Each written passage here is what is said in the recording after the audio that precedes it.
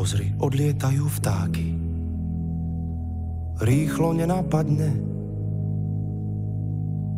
opúšťajú zem, kde hlúposť kruto vládne.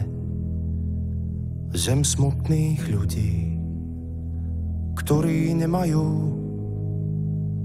žiadne srdce v hrudi, ľudia, ktorí už nespievajú. Modlím sa za deň, keď sa vtáky opäť vrátia a prinavrátia nám radostného spevu.